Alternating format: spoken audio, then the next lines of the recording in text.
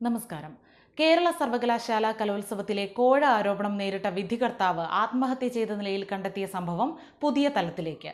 കേരള യൂണിവേഴ്സിറ്റിയിലെ ഇടിമുറിയിൽ വിധികർത്താവിന് മർദ്ദനമേറ്റുവെന്നാണ് ആക്ഷേപം. ഇതിനൊപ്പം മാലയും മോഷ്ടിച്ചുവെന്നാണ് സൂചന.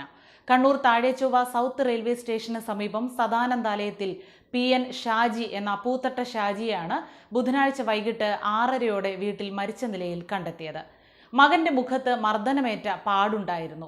തന്റെ കാല് പിടിച്ച് തെറ്റൊന്നും ചെയ്തിട്ടില്ല എന്ന് കരഞ്ഞു പറഞ്ഞു.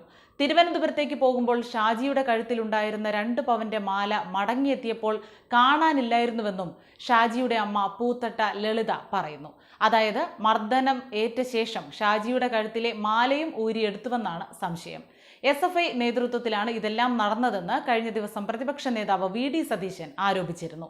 ഷാജിയുടെ മരണം SFI നടത്തിയ കൊലപാതകമാണെന്ന് ആരോപിച്ച് KPCC പ്രസിഡന്റ് K സുധാകരനും രംഗത്തെത്തിയിട്ടുണ്ട്. ഗുരുതരമായ ആരോപണമാണ് ഉയരുന്നത്. കലോത്സവത്തിലെ മാർഗം കളിയിൽ തങ്ങൾ പറഞ്ഞ മത്സരാർത്ഥികൾക്ക് 1ഉം 2ഉം സ്ഥാനങ്ങൾ നൽകണമെന്നാവശ്യപ്പെട്ട് SFI നേതാക്കൾ ഷാജിയെ നേരിട്ടും ഫോണിലും ഭീഷണിപ്പെടുത്തുകയും തല്ലുകയും ചെയ്തതായാണ് ആരോപണം. SFIയും CPMും ആരോപണം നിഷേധിച്ചിട്ടുണ്ട്. ഷാജിയെ കുടുക്കിയതാണെന്ന് ആരോപിച്ച് സഹോദരൻ അനിൽകുമാർ രംഗത്തെത്തി. അടുത്ത സുഹൃത്തുക്കളാണ് ഇതിനു പിന്നിലെന്ന് ഷാജി പറഞ്ഞതായി അനിൽ വ്യക്തമാക്കിയിട്ടുണ്ട്. ഷാജി കോഴ വാങ്ങില്ലെന്നും നൃത്തം പരിശീലിപ്പിച്ചതിനുള്ള ഫീസ് വാങ്ങിയെടുക്കാൻ പോലും ശേഷിയില്ലാത്തയാളാണെന്നും all Kerala dance teachers organisation സംസ്ഥാന സെക്രട്ടറി നയൻതാര മഹാദേവൻ പറഞ്ഞു. മാനസിക വിഷമത്തെ തുടർന്ന് ആത്മഹത്യ ചെയ്തെന്നാണ് കണ്ണൂർ സിറ്റി പോലീസ് FIRൽ രേഖപ്പെടുത്തിയിട്ടുള്ളത്. മുറിയിൽ നിന്ന് കണ്ടെത്തിയ ആത്മഹത്യാക്കുറിപ്പിൽ താൻ നിരപരാധിയാണെന്നും പിന്നിൽ കളിച്ചവരെ ദൈവം രക്ഷിക്കട്ടെ എന്നും എഴുതിയിരുന്നു. ഷാജി അടക്കമുള്ള 3 പ്രതികളെയും SFI പ്രവർത്തകർ മർദ്ദിച്ചെന്ന ആക്ഷേപവും ശക്തമാണ്.